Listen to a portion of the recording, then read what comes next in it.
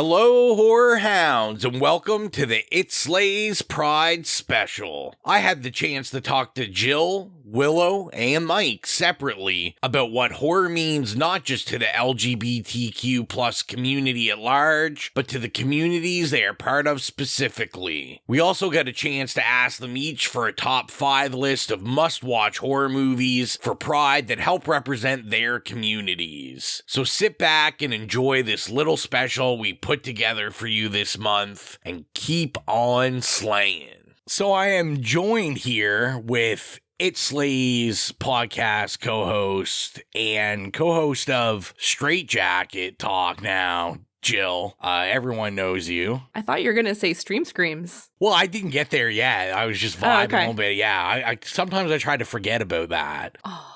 But yeah, Stream Screams on our Patreon. How's it going, Gill? What's up? It's me. But you and me always love to, show everyone how the sausage is made. We're sitting here, I know my time, it's almost 1:30 a.m. because I'm slow as fuck.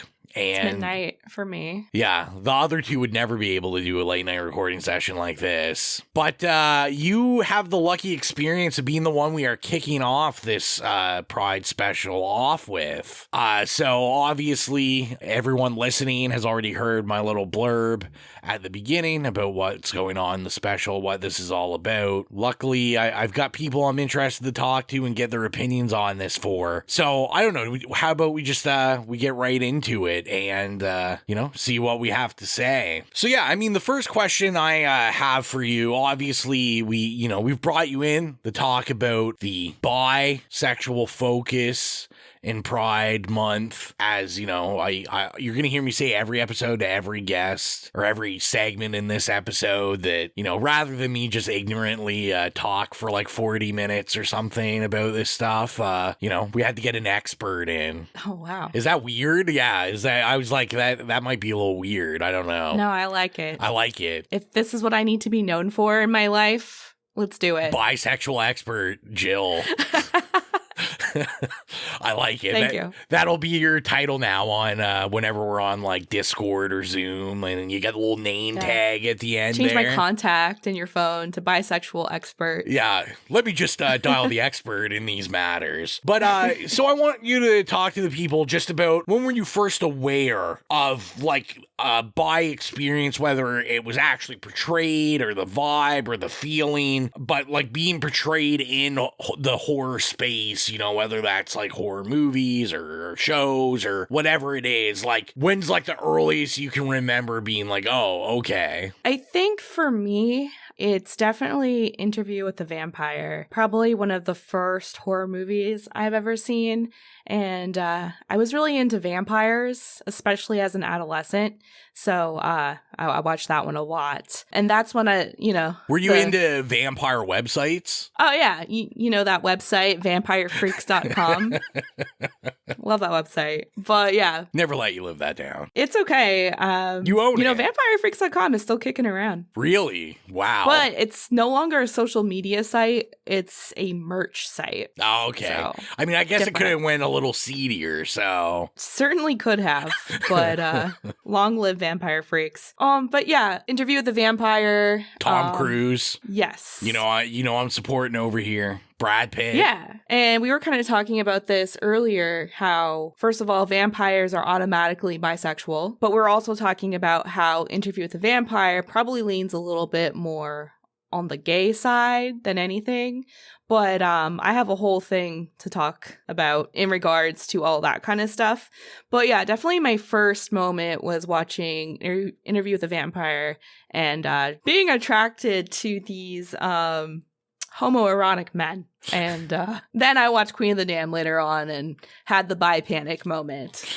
But yeah, vampire movies automatically bisexual. Yeah, the bi panic. I always like that. You've brought that up many episodes. The bi panic moment. Yeah, which I feel is like a very unique experience. That I feel I've never had. I mean, maybe I have had.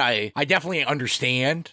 I'm like, oh, I think maybe with Ryan Gosling, maybe. Okay. I get it. Yeah, I feel like every straight person has that, not hall pass, but like if you were, there's people you are attracted to. But definitely for me, Vampire Lestat and Akasha were really hot. Well, I mean, so I guess this will go into like a broader question then of, you know, what role or importance, like if any, you might not feel that horror kind of holds to like the bi community and also like, you know, the LGBTQ plus community at large. Yeah. So horror in general is a great space to explore sexuality. And horror always has been a genre for the outcasts, the underdogs, the misfits, the weirdos, and the outsiders. So a big part of queerness on any level is about not belonging to the status quo. So it's about being different and feeling like an outcast.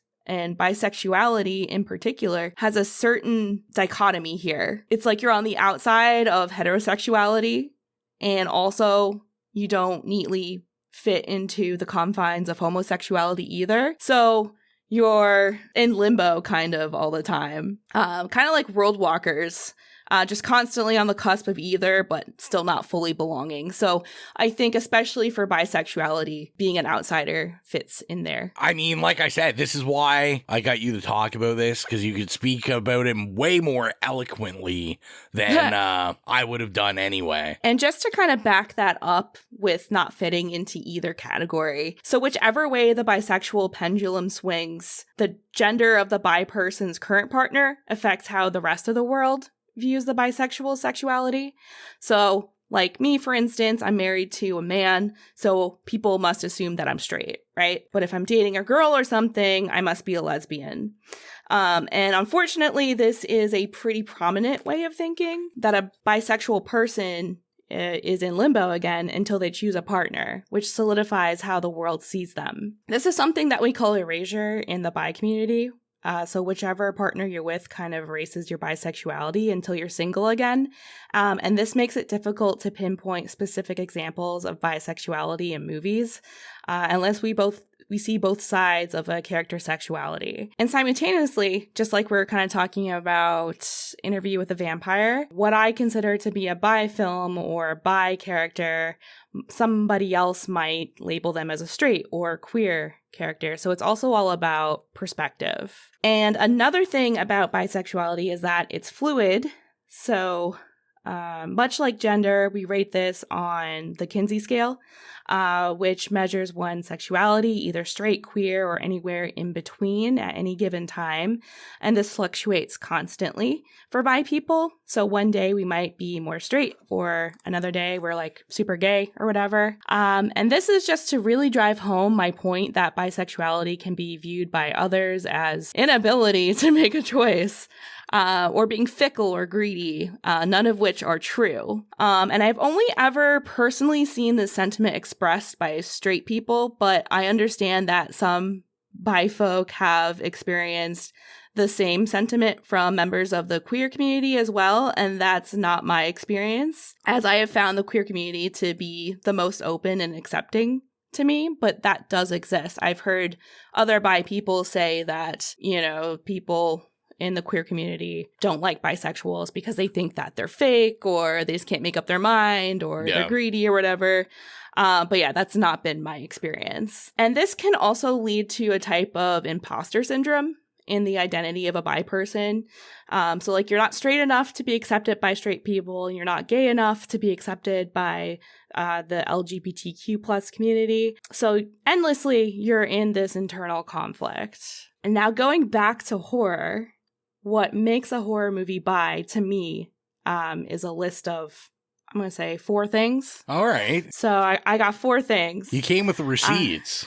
I came with the receipts in pink ink, no less. So number 1, for a bi movie, there needs to be explicit sexual fluidity. So showing a character with bi tendencies, like having both partners or multiple partners or whatever. So just very explicit bisexuality. Number 2, the female gaze. If something is shot in a way that I'm obsessed with, both a male character and a hot female character, that's all I need to consider the movie bi, like that bi panic moment I was talking about. That can also be a powerful sexual awakening for a bi person. So going back to like what we're talking about, Queen of the Damned, That was probably one of the first moments that I realized I had bisexual tendencies, is that I was like, whoa, I'm attracted to both of these characters at the same time in the same way. So yeah, like I said, Queen of the Damned. And also, if a movie is shot like kind of decadently or luxuriously in the female gaze and kind of makes you horny, I feel like that also makes it bi. Like the Neon Demon. Yeah. That shower scene at the end with the girls. I remember you guys feeling kind of weirded out by that scene when we were talking about it. Like it went on too long or something. And I was just staring at it like, oh my God, this is the best thing I've ever seen. I would suppose, like, yeah, you're talking, especially like, you know, the more common now term, like bisexual lighting. Yes. Yeah, also bisexual lighting. Yeah, Mike's favorite term to use on the podcast. I use it a lot, too. I mean, automatically, if I see a cover and it's like blue, pink, and purple with that like neon kind of tinge to it, yeah, I'm like, oh, that's a bi movie. I'm going to watch it right now. It's going to be amazing. And Neon Demon, Knife Plus Hearts, I'm trying to think of other ones. And then number 3, also kind of talked about this, but vampire movies are automatically bisexual because vampires tend to transcend sexuality and sexual norms and take multiple partners, either for blood or for sex. Gender isn't a consequence for them. So we see that a lot in Anne Rice especially, but also vampire novels and movies tend to be pretty erotic as well. So there's that. And then the last one, you know, due to the complex nature of bisexuality, the vibe. If the vibe is bi, then it's bi enough for me. And then also honorable mention, themes of being an outcast. I like that. Like I said, a comprehensive list. Hopefully everyone was taking notes, writing down vigorously. Now I'm going to have to go through my wonderful physical media collection and figure out like how many, bisexual lighting covers do I possibly have? Probably most of them. So you should organize them by bisexual colors. Like have them have their own little part in the shelf. That would be a grandiose. That would be a decadent, as the word you used, way to organize them. So yeah, to end this off, I thought it'd be fun and informative for people that maybe are wondering about movies or what they could watch, to kind of get these concepts that you're talking about, feelings you're talking about. I want to know your top 5 bi horror movies, your top 4, bi lighting, bisexual, bi whatever horror movies. What would you recommend to people? Okay. I'm going to count up to the most bi movie ever. Nice. But my number 5, to me, this is a bi-coded movie. And I had a really hard time trying to figure out movies that were bi, by the way. It took me a really long time to figure this out. I tried to watch a lot of the newer ones, and it didn't really do it for me. So I just stuck with things that I watched growing up. So a lot of it might not be explicit, but I'm going to explain. So number 5, bi-coded, is The Craft, which I think has subtle sapphic friendships and just like witchy rituals. Also, Nancy Downs is a great character, and I was so attracted to her as a teen. So it's part of my bi awakening. So yeah, number 5, The Craft. Great film. Do you agree? Do you think it's bisexual-coded? I haven't seen The Craft in like 15, 20 years. I watched it all the time when I was like a teenager, and I haven't seen it since, even though I continue to buy copies of it. That's so funny. So I need to revisit it, and I will take your word for it, though. I remember I liked it, so. We'll watch it soon, I'm sure. Number 4, this one is not a surprise. The Rocky Horror Picture Show. We just covered it on the main show. But this is a classic, and we have the character of Dr. Frankenfurter dressing in kind of an androgynous way that caters to the bi gaze. he also transcends sexuality and has relations with men and women. Also, the pool orgy at the end. Oh, Chef's Kiss. Wonderful. Yeah. Number 3, maybe a little controversial, but I've been on We're here for Reddit. the controversy, so... Yeah, and a lot of people said this one as well. I looked at other people's lists of bisexual films, and, it's kind of the vibe thing I was talking about. Number 3, Ginger Snaps. Okay. So not an explicit bisexual movie, but caters to the female gaze, in my opinion. Catherine Isabel as Ginger was just pivotal for me as a teen. Also a big part in my bi awakening and just, I don't know, the liberation of being a woman in the movie. Honestly, just like really feminist. Also kind of adds to it. But I do get bi vibes from Ginger when they accidentally kill that girl in their house. And her blood goes like into the milk because she's just kind of sitting there and fawning over the corpse, like calling her pretty. And also Ginger Snaps has the whole theme of being an outsider. It's really big here. And yeah, the Fitz sisters are just massive outcasts. I love them. They do it for me. Bi vibes. Catherine Isabel. I just watched American Mary also for the first time the other day. And Catherine Isabel just steals my heart, dude. She's fantastic. Gosh, she's so good. I'll watch anything with her. All right, number 4. I'm going to lump 2 together here and just say Anne Rice's Vampire Chronicles. So, movie-wise, Interview with the Vampire and Queen of the Damned. The characters do exhibit, like, blatant bisexuality. It caters to the bi gaze. And vampires, like we said, are all bi. That's all I got to say about that. I mean, we had extensive talks on the Queen of the Damned episode about this. So if you need more explanation, just go to that episode and exactly. We talked about it. And number 5, or number 1, I guess, the biggest bi movie to me is Jennifer's Body. This was the one I was waiting for. We all knew it was coming. Nobody's surprised. But this movie has explicit bisexuality and came out in 2009. And I guess it was a time when people were kind of like actively coming out as being bisexual, at least in my opinion. You're saying it was a hotbed of activity. It was. Megan Fox and the character of Jennifer and also the character of Needy. Jennifer herself says she swings both ways. And then we have the relationship between Jennifer and Needy with guys and girls. Like they both have, I don't know, like relations with men, but then they have that really hot makeout scene, right? And the friendship between Jennifer and Needy is a big one for me because I feel like this is something that not only most bi or all bi people go through, but queer people as well can really relate to being attracted to like your best friend, but your best friend is straight. So you have to like kind of cover it up and hide your feelings and then feel like a fucking creep, like feel like a freak because you harbor I'm not these gonna feelings. like make you air out any business, but I'm just gonna say God. This feels like it really cut deep at home, this feeling and experience.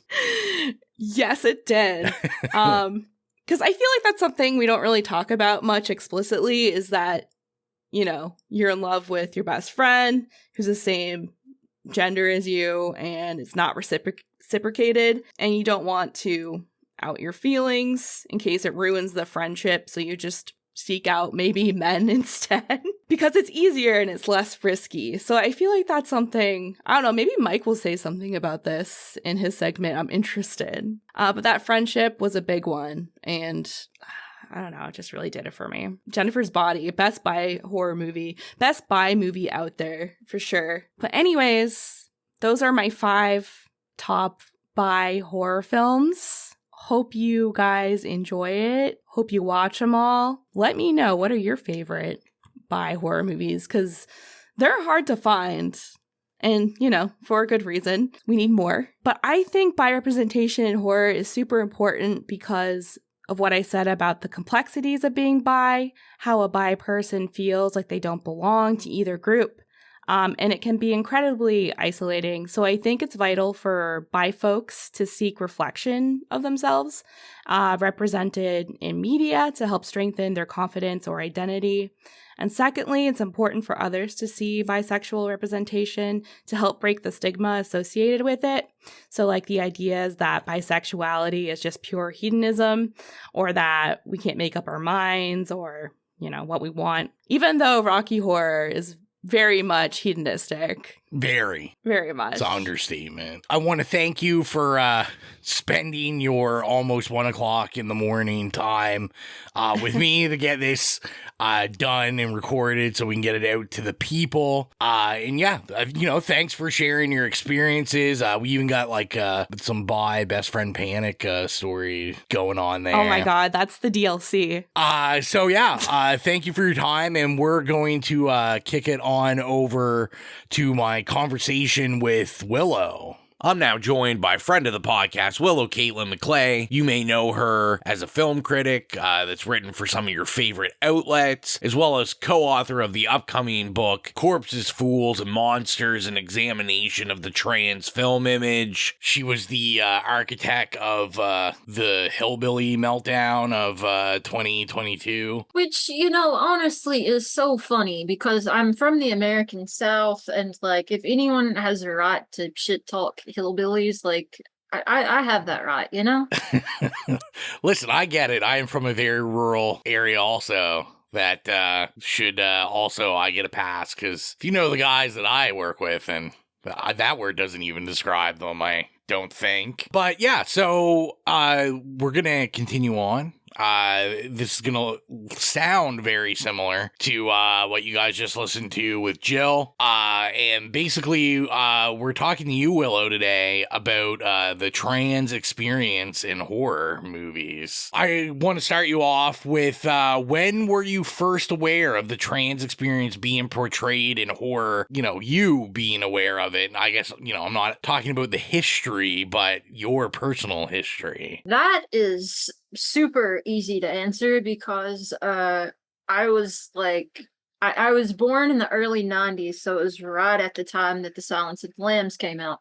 And I came into watching movies and everything, and like, you know, when you grow up watching films and you love films and everything, you hear about all of the best films of all time, and Silence of the Lambs is immediately canonized, okay? In the early 90s, this kind of crystallized around this moment where like a horror film finally won Best Picture at the Oscars. It's Silence of the Lambs, it's great, you know? But the trans element in that film kind of made me go like, oh shit, okay, because I was like super young when I realized I was trans, right? Like, like I was like 4 when I first started having that feeling, and I watched The Silence of the Lambs on television when I was like 8 or 9 or something. So I took in this kind of repulsive image from The Silence of the Lambs through, like, you know, and you know, that and I love The Silence of the Lambs, but it's kind of like this overpowering image within the horror genre, and it kind of came into existence because of things like Psycho and Texas Chainsaw Massacre coming out before it. But that's when I became aware of like the trans element. And then when I got a little bit older, I started to imprint my own feelings of transness onto other horror films that maybe didn't have transness in mind when they were made, like the filmography of David Cronenberg and body horror. And then like, I love Ginger Snaps. We almost had me on the Ginger Snaps 2 episode, but my audio was corrupted, and I apologize for that. And I'll talk a little bit more about Ginger Snaps here in a minute, because I'm going to mention it when you ask me my top 5. But I begin kind of like taking horror and then remodifying it in my own way of my own experiences, being like, this is close enough to my experience that I can say that this is a film with trans themes or whatever. Because there wasn't really a lot of films that actually tackled the subject of transness in horror, except to position kind of a trans feminine figure like Buffalo Bill or Norman Bates as like this kind of psychotic murderer character. And then, of course, there's also Sleepaway Camp, which is full of hillbillies. What an appropriate way to end that answer. Yeah, and, you know, I guess I'm kind of curious, you know, I never like to put someone like you as, like, a monolith or anything, but I just in your, like, personal experience, obviously, you know, I wasn't going to do a whole episode of me, you know, talking about all these experiences and, you know, just making it up. But, like, so I'm curious how you view, you know, like, the role role of horror and the importance, or maybe not the importance, I guess depending on your feelings.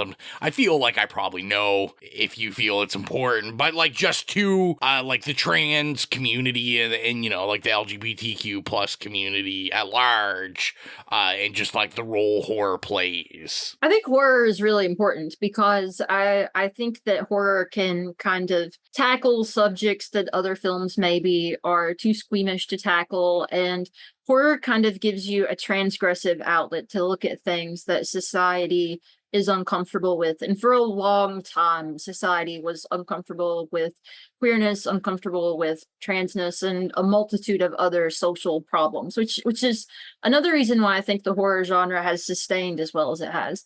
You can go all the way back to like the silent film era and find films that kind of lace elements of queerness through horror. And this goes up through the monster movies that come out in the 30s, which I'm going to mention one of those in a minute on my top 5. And, you know, you can kind of trace the lineage of horror and social problems side by side, really. And I think that you can kind of have this wonderful history of horror to kind of understand where we came from, where we are now. And also with horror, you can kind of just let out all of those personal feelings that you have about society deeming you a monster and be like, yeah, I'm a monster, but so are all these other fucking badass monsters and everything, right? Like, you know, there's this theorist, this academic, Susan Stryker, who wrote an academic letter in the early 1990s, and it was her letter to Victor Frankenstein. And she basically argued that transness was synonymous with the monsters of the the Frankenstein movies, basically, because God didn't create us, science did. And I think that that's a wonderful metaphor that you can kind of have this tapestry of transness within horror, that like every character who goes through a transformation and every character who is deemed monstrous could also be considered a trans character. And I think that that's just this wonderful tableau of like how horror can be effective as like a reclamation of society's squeamishness towards certain social groups. And that's the way that I've always considered horror, because I didn't grow up in a time when transness was kind of out in the open. Like I grew up in a very repressed period. The aughts were fucking terrible for like everything. Like the Man Show was on TV. Like it was bad, right? So like you internalize all of that, so of course you start relating to monsters and everything. And I find kinship with these characters. And you know, I don't always love trans representation in horror films, and I don't always relate to the same things that other trans people might, but horror has always been there for me and probably always will be for that reason. You know, I think I get that, especially, you know, I think about the you know, we had you on like our sleepaway camp episode, and you know, we know your feelings on that, which I think is a great example of, you know, there's lots of other, you know, like trans critics and stuff that have kind of reclaimed that as like their own. And yeah, there's a book out about it right now. Like this trans person wrote a whole book about sleepaway camp, which is amazing to me. I couldn't do that. Yeah, so I mean, like I said, it's just, I think it's an important thing for, I guess if you did know, and anyone listening, like I said, just remember, like anyone else, people have different opinions. Like I mentioned Silence of the Lambs, like trans people are split on that movie right down the middle. There are people who despise it. I love it, but you know, I'm on the Arrow disc that's coming out later in the year to like do a little bit of self-promotion. Little humble flex there, yeah. Exactly, you know. Well, that's how I had to get you on here now before you were too big, and you were sending me like riders and fees and stuff, and so I was like, well, I better get her on something now, quick. So yeah, I'm ending all these segments, or I'm asking you the question that I'm asking everyone as we end the recording with each of you guys about your top 5 horror movies for the trans experience, the trans community. Now, just like I've told Jill, just like I've told Mike, you know, these don't have to be like made by trans creators or anything, but just movies that you think, you know, that were special to you or you think are important, that, you know, you can you can kind of view in that lens if you want to. Yeah, so we'd love to know your top 5 and why you pick them. Okay, number 1, the Toxic Avenger. Oh, speak my language now. No, I'm just kidding. Okay, so this is unranked. I might as well go ahead and just single out I Saw the TV Glow, which just hit video on demand. I love that movie. It's a film about adolescence and nostalgia and like the moment before you kind of realize your own identity and whether or not you make a decision about that. But it's also about how these things that you see yourself in as a young person kind of inform the person that you end up becoming, and how that can be a good thing or a bad thing, and how that could be like significant with transness. I don't want to give away too much of that movie because it's special, and I don't want to be spoilery with it, but like you should definitely watch that. Here's another one, Cat People, which I was actually on the It Slays episode with y'all about that, if you want to go back and listen to that one. So I actually wrote about that one significantly in the book that I have coming out next month, Corpses, Fools, and Monsters, The History and Future of Transness in Cinema. And that movie kind of has this whole feeling of being monstrous in society, deeming you a monster if the way that you express yourself in a feminine manner is not conducive to how society thinks that femininity should be expressed. And I think that trans women in particular can find a lot in that film in particular. Another film that follows a very similar kind of thematic underpinning is Jonathan Glazer's Under the Skin, which I believe is on Tubi at the moment. It's on Tubi like all the time. Scarlett Johansson plays an alien in that movie, and she's here for some undisclosed surreal mission to like seduce men and like suck their bodies apart. But along the way, she's also learning how to be a woman. And like, you know, that trans women in particular can relate to that.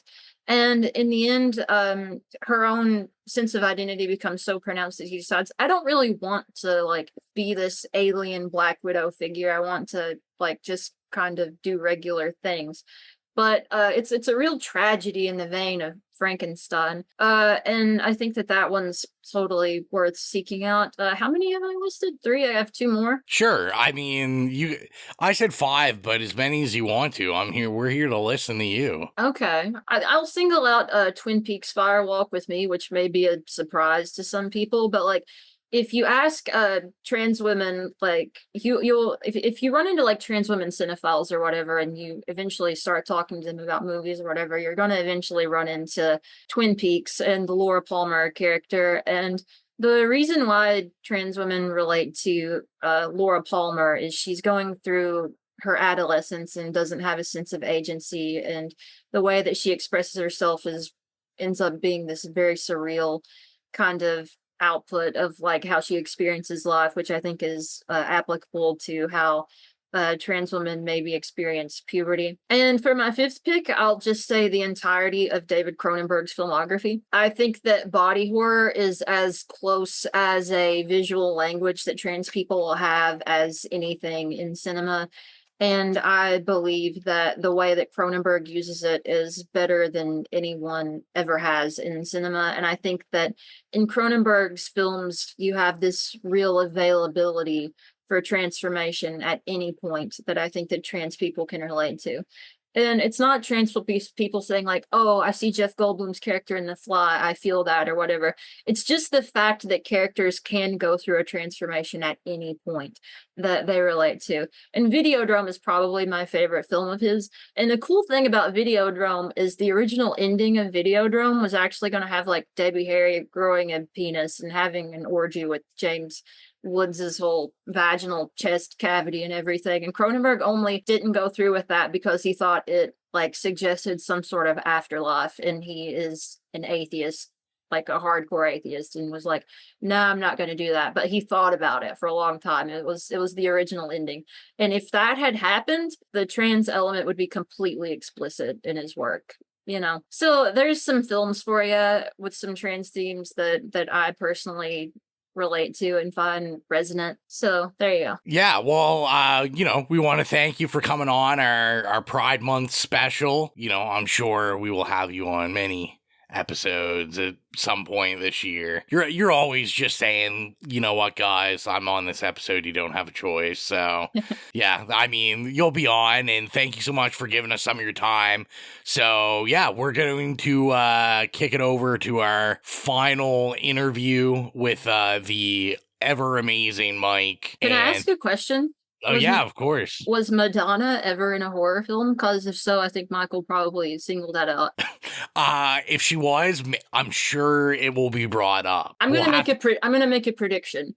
The Grace Jones vampire movie Vamp. I'm gonna predict that that's in Mike's top 5. Maybe I'll add an extra question for Mike about Madonna specifically. And any horror movie, I'm sure he'll try to come up with something. It's Mike. He'll twist something into to work for the question. He'll put like the Like a Prayer video that Madonna recorded with the burning crosses and everything. He'll be like, "This is a vampire movie, actually." Yeah, exactly. Well, yeah. So thank you so much for your time, Willow, and we will be talking to you soon, I'm sure. Totally. All right. So we are now in the last segment of the Pride Month special, and I thought we'd end it off with a very, very special guest. I say that because can we ever get this guy on anything but the regular episodes? That's a big negative. We have Mike in the building. It's a nay, if you will. It's a nay, yes. Hi, it's me, a very special guest. I was trying to think. I was like, what has he been on that's not the main episode? I think you blessed and now slain once with a voice message that was like 3 seconds long. That sounds like me. I'm pretty sure that was your contribution to what's pretty much Colton's baby now slaying. So it's kind of on brand for you to just kind of interrupt it quickly and rudely. And that's literally I'm like the person who walks by and just like farts while you're recording. It's just a little crop dust. That's my appearance. So basically, we're ending this off and we're getting your views on the gay horror scene. A quick recap. If for some reason I'm gonna chapter these, but if for some reason everyone's like, I'm going straight to Mike and I'm skipping everyone else. We had Gill in the first segment talk about the bi experience in horror and viewing horror. We had our very special friend Willow visit for the second part to talk about the trans experience in viewing in horror. And now we have you to just send it home. Send it home with a bang. We are sending it home. Yeah, it's either going to go out with a bang or a whimper. We'll see. But I'm sure you'll bring some fantastic... Or a bang and a whimper. A banger, if you will. Oh, geez. Are you used to a bang and then a whimper, or... Yeah, that's actually a good order, honestly. So we'll start off with our first question that I've been asking everybody else. So I want to know when you were first aware of the gay experience being portrayed in horror in general, and specifically for like your experience when you were, first aware of it or noticed it. I mean, that's like kind of a hard to answer question, because it's kind of one of those things I feel like especially like years ago, and especially if you're like watching older stuff, there's not that much that's like kind of as overt as it would be later, but so you're more like reading between the lines or seeing like little kind of secondary things. Like I gotta say, and this is a basic pick, and I have to keep coming back to it. But like, listen, Nightmare on Elm Street 2, man, like which we talked about on the podcast. We talked about on the podcast, and spoiler alert is I will talk about it again tonight. But like that to me is.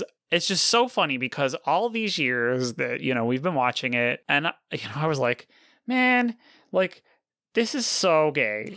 It's so gay. And this was before it had kind of been reclaimed on the internet, and everybody involved with it started kind of like speaking up, and, so that's like, I was just like, oh my God, like, boys, say it without actually saying it. That's, it's like, say that you're a gay slasher film without saying you're a gay slasher film. That's literally the like whatever it is, like 85-minute runtime of that movie. That's what that is. in a nutshell. I feel like that was like the first time I ever kind of like noticed it. Because other than that, you really have like, it's so funny actually, because a lot of the things I was thinking of, I would see in like when I was reading through the early copy I got of Willow's book. Yeah. Like think of like Dog Day Afternoon was one that I watched when I was young, and she talks a lot about that in the book, and it's a really good chapter, and the book is brilliant, and it's one of the best things I've ever read in my life, like literally no exaggeration. But it was like, there's also like, we would watch these random slasher movies, like Hide and Go Shriek was one that me and my friends loved, and it's this really obscure, kind of really bad, but also really fun movie about like, oh, the kids are graduating and they decide to go, like one of their parents owns like this giant furniture store that's like 3 floors, and they're like, let's camp out in the furniture store overnight and play hide and seek, and then they start getting killed. And spoiler alert, it turns out that the killer is the former gay lover of somebody who is in the movie in some capacity. And you just see little things like that, right? And it's sort of like, if you're looking at it for like any kind of positive representation in a lot of those older movies especially, it's not going to happen. But listen, sometimes that's okay, and we'll talk about that. So yeah, that's pretty much it. It's just random shit like that. That's, it's the landscape is totally different now than it was, in the older movies, like, when you're watching old fucking VHSs and shitty rips online in the early pirate days of like stuff from like the 60s and the 70s and the 80s. Just a totally different landscape. So from that, like, I'm curious, like, what you think, like, the role and importance, if any, do you feel horror holds, like, in the gay community and, the influence?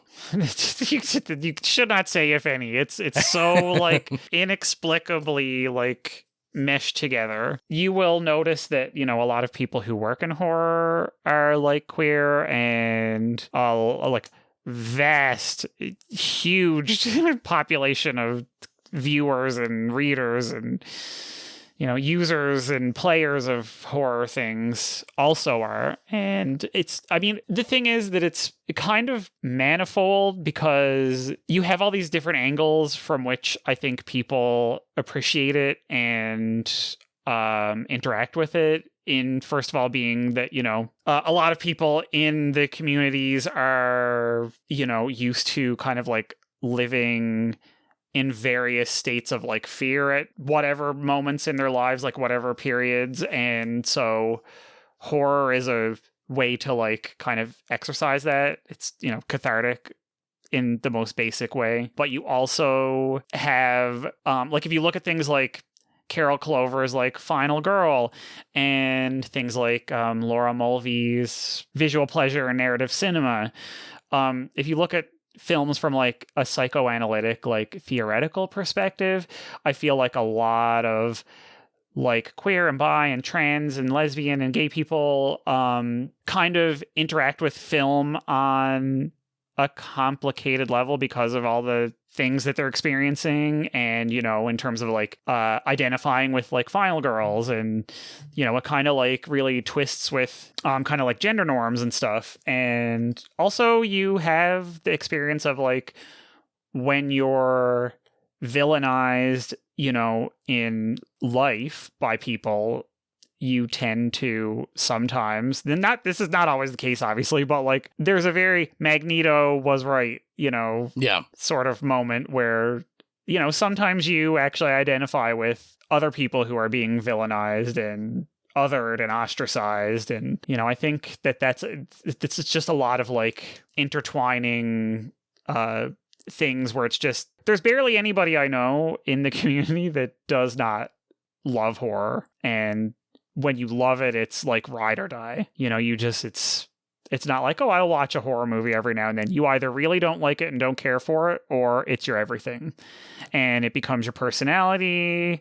And, you love all the memes, and you love Halloween, and you love scary things, and you love dressing up, and you love embracing the dark side. And yeah, I just think that it's, you can't separate the two. It's impossible. And again, like, and I'll mention this later, like I said, a lot of the like classic formative horror like authors and artists, you know, are very often sometimes allegedly on the rainbow. Anyway. Yeah, well, you know, thank you for, you know, giving some input into those questions and being able to see that side of the community, or at least, you know, your views from that For side. brain farting and diarrhea of the mouth thing. Yes, oh, listen, I'll edit. It'll sound fantastic.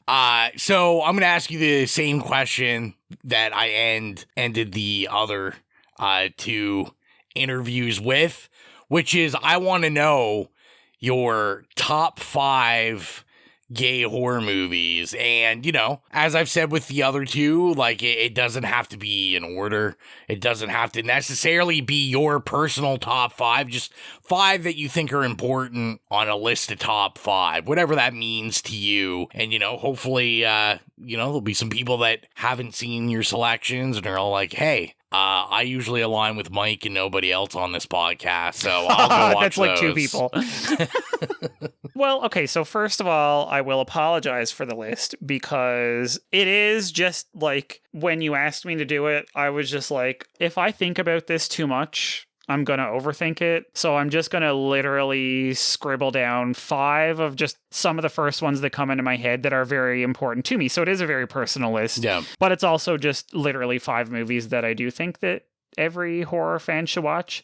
But I'm also apologizing because a bunch of them we have actually done on the podcast. So I can't help it. Like, it's just, we did a lot of them because of me. Yeah, it's just my taste. You right? can't Like, help that you're a cross-marketer like that, so. I'm always bringing it back. Go back and listen to all of these episodes. They're not all stuff we've recorded on before, but almost all of them in some way or another. But you know what? It's just nice to have the like list because Exactly. if you're going through all the like episodes and you haven't watched them and you're curious, they're just bangers. Okay, so again, no order. This is literally just the order that I wrote them down in.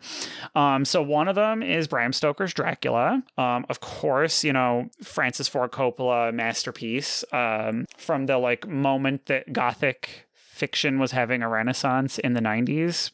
And big studio movies, also notably Mary Shelley's Frankenstein, which is not nearly as good. But I chose this one because, first of all, it's excellent.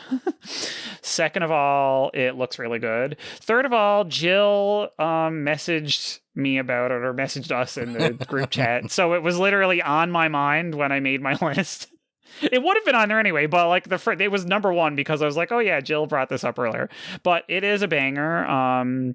So okay, allegedly for legal reasons, Bram Stoker might have, you know, had a thing for dudes or just Walt Whitman, because there's a really nice hot and spicy correspondence between them, and Walt Whitman was also famously allegedly in the community. So you kind of already have those seeds in there, especially since Gothic fiction is very much like the repressed things inside you bursting up from the unconscious, right? Because it's all very dark and buried. And so you see that a lot in Gothic fiction, but Dracula for sure is just rife with it. And also, besides the fact that you can kind of see like Bram Stoker's like anxieties coming out of every like pore, Dracula himself is like, he loves to bang everybody, like you can tell in the book and the movie. The relationship between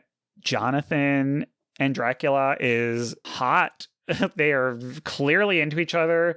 Keanu Reeves at his, you know, peak, like, you know, just ripe and is anyway. But you also see this like weird tension between Mina and Lucy too, which is and of course the brides, they really like amp up the like sexuality there, so it's very kind of omnisexual. There's like lots of, you know, like lesbian vibes. I love it. So it's just like, to me, it drips in it. It's not explicitly like, I mean, to me, anybody who watches this are like, they clearly like want to bang, but this is a Victorian Gothic story, so they don't. Maybe like they want to. One of like the horniest horror movies of all time. Oh, it's so horny. It's so, and that was what my Letterboxd review was, and Jill, you know, screenshotted it and put it in the group chat.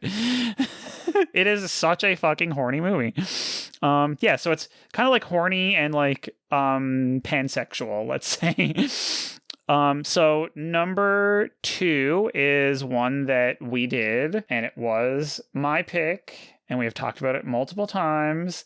And it is Butcher Baker, Nightmare Maker. I was wondering if that was going to make the list. You knew that was going to be on there. And it just got released in a 4K by, I think it was Severin? Yeah. Somebody, anyway. Yeah, it was that. Severin.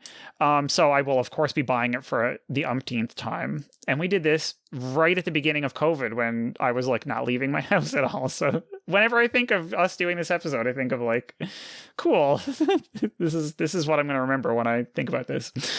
Yeah, this is another one that's like the repressed homosexuality is just bursting from it.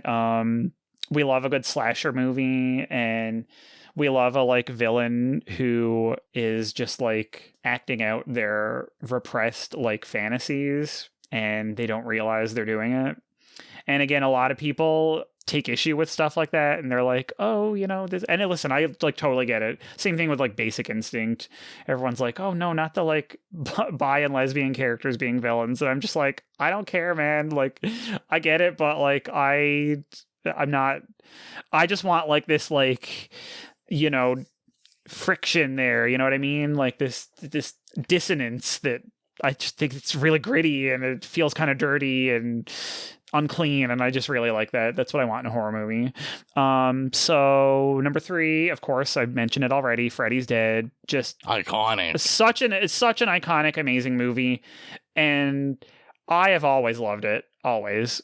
I mean, it's the underdog of the series, but like, I can't believe the renaissance that this thing has had in like the last 10, 15 years. Like, it went from being the one that literally everybody hated, and if you like were collecting the movies, like people would like notoriously not buy this one. They're like, I don't consider it canon. It's not part of the series. Just everything about it is, I mean, besides the fact that it's just very clearly a gay like love story with like S&M moments. I mean, it goes to a gay club, etc. Like, we've talked about this before.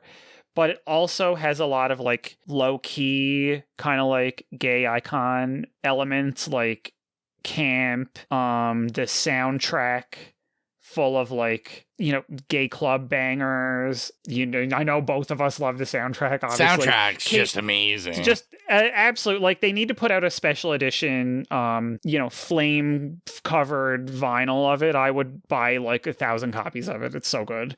You know, Kate Bush posters on the wall. Like, it's just the best girlfriend who, you know, has a little bit of a crush on him, but he, you know, is like, whatever. I don't have time for you because I'm in love with my best male friend. So yeah, just total banger. And, you know, Freddy taking over his body and like the older man sort of like, you know, leering at that. Yeah.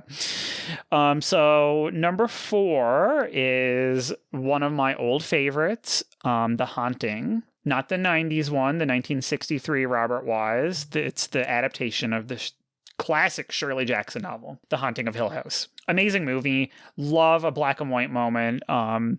It's an absolute horror masterpiece, but also this is another one. A lot of these are like not explicitly gay, but like, you know, this is what I love. I love this like kind of psychosexual friction where like stuff is happening even though it's not happening. And, you know, there's lines that you're reading between. And this has famously been read, you know, as a very gay story.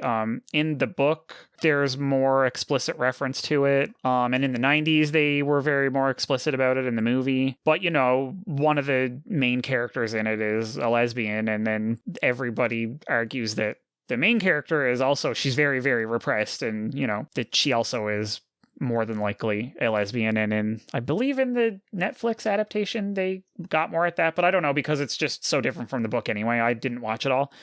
Sorry, I know it's great and everybody loves it. I just don't have Netflix. I got rid of Netflix while I was watching it. But yeah, so that's another one that I like love. It's, you know, that like lots of, you know, the haunting and the metaphors and the psychological torture that she's going through is just, it's just that like gay friction. I just fucking love it. It's so tasty. And the last one actually is way more explicit, and it is one that we have also done on this podcast before, and it is my favorite and yours, Knife Plus Heart. Yes. Iconic. Like literally, it watching it, like it did something to my fucking brain. Like, I've been waiting for a movie like this for decades, and it showed up and like just totally rewired my brain. Yeah, it looks beautiful. It sounds beautiful. Great soundtrack. Yeah. Oh my God. And I mean, it's just, obviously, it's, gay porn, directed in the movie by a lesbian, Vanessa Paradis, who will forget who she was married to for years. I think she's got a little bit of gay icon in her. Her music career is phenomenal. We love her like 90s French pop bangers. Yeah, wonderful. Just the aesthetic is very mesh of like a little bit of camp with obviously the giallo elements and just a very blatant sexuality, which you don't find a lot but it's like a gay sexuality and like lesbian, so you don't really find that a lot that explicitly in even a contemporary slasher movie. So yeah, that had to go on the list, and it's gorgeous and stunning, and the soundtrack, like, so tasty. So yeah, that's it. Those are my five bangers that, just sort of like are personal to me. And again, I know a lot of these you can argue, and that's kind of why I love them, because I love that, like, in film, like, there's a space where, you can read things. It's not just like something that's stamped in a rock. It's here. We can argue about it. That's again, going back to your earlier question, why, LGBTQ people love horror, because there's all that space in there where you can read things and read between the lines. Yeah, I mean, what a top 5 list. I mean, most of those would probably make a list of mine also. So yeah, because you have taste. Yeah, I like to think. Yeah, most of the time. But yeah, I mean, obviously, I want to thank you for taking time out of what's already your busy Pride Month, because we're just putting you to work already doing Patreon picks and episodes and movies that half the time you don't want to watch. So only when it's Colton's pick. He gets a pass sometimes. But thank you for giving us our perspective, and you can make sure to hear both of us on the regular episodes. Well, listen, thank you for having me on a very special episode. I appreciate your asking my top 5, and I also appreciate your taste and your being a wonderful human being. So happy Pride Month. Happy Pride Month. So before we go, I just want to take this time to thank you for listening to our first ever Pride special that I've done like this. Hopefully, you enjoyed the conversations, as well as took some information that you didn't know, or maybe you did know and just didn't mind hearing again, as well as, maybe finding out some Pride picks for yourself to watch this upcoming Pride next year. Or, I mean, you can even watch it throughout the year. You don't have to watch it just in the month of June. So those films mentioned by all 3 of our guests are great films that you can watch any time of the year. But as always, I want to thank everyone for all the support over the time that we've been around. 5 years. Jeez. What a time. And hopefully, we can do more stuff like this, give you something interesting that's a little out of the norm, but still fun to do and informative. So there's only one thing to do, and that's sign off with a big old see you later.